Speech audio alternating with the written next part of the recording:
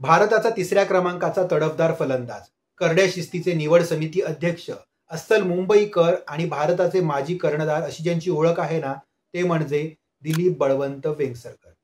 दिलीप वेंगसरकर हे कर्नल या टोपण नावाने देखील परिचित आहेत.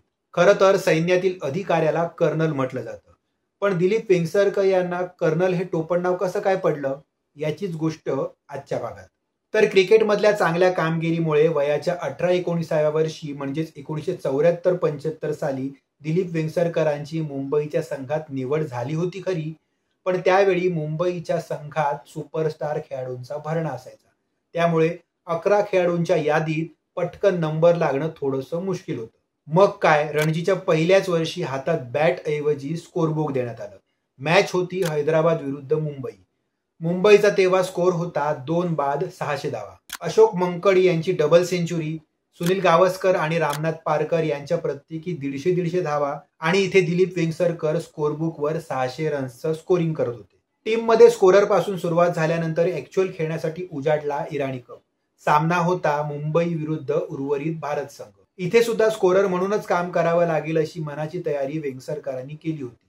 मात्र आदल्या दिवशी एकनाथ सोलकर इंजर्ड झाले आणि दुसऱ्या दिवशी अचानक दिलीप वेंगसरकर यांना खेळायची संधी मिळाली आणि त्या सामन्यात त्यांनी सेंचुरी देखील मारली. उर्वरित भारतीय संघातील बेदी, प्रसन्ना यासारख्या बॉलर्सच्या जबरदस्त बॉलिंगमुळे सुनील गावस्कर, रामनाथ पारकर, सुधीर नाईक असे धडाडीचे फलंदाज पटापट आउट होऊन तंबूत परतले. त्यानंतर अशोक मंकड आणि दिलीप वेंगसरकर यांनी पार्टनरशिप करताना दिलीप वेंगसरकर यांच्या पटापट 100 धावा झाल्या तरी अशोक मंकड यांच्या 2च धावा झाल्या होत्या. त्यावेळी वेंगसरकरांचा तुफानी खेळ बघून कॉमेंट्री करणारे लाला अमरनाथ म्हणाले होते की हा मुलगा कर्नल नायडू यांच्यासारखा सहज खेळतोय. आणि मग तेव्हापासूनच दिलीप वेंगसरकर यांना कर्नल हे टोपण नाव पडलं. पण कोण होते कर्नल नायडू ज्यांच्याशी दिलीप वेंगसरकर यांची तुलना केली गेली? तर ते म्हणजे भारतीय राष्ट्रीय क्रिकेट संघाचे पहिले कर्णधार कर्नल C.K. नायडू उर्फ कर्नल कोट्टारी कनकय्या नायडू.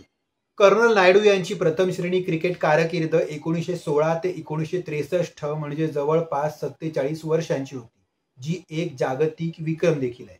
अंदाजे 1920-30च्या दशकात होळकर राज्याच्या शासकांनी नायडू यांना इंदोर इथे राहण्यासाठी आमंत्रित केलं आणि त्यांना राज्याच्या सैन्यात कर्नलची पदवी बहाल केली होती.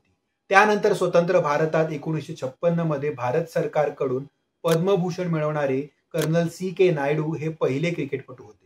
बाय द वे, आजच्या माहितीपेक्षा अधिक माहिती जर तुमच्याकडे असेल ना तर आम्हाला जरूर कळवा. आणि आजची माहिती आवडल्यास लाईक, कमेंट, शेअर करा. चॅनलला सबस्क्राईब करून बेल आयकॉन प्रेस करायला विसरू नका. पुन्हा भेटूच एका नव्या भागात एका नव्या ऑफबीट गोष्टीसोबत. धन्यवाद.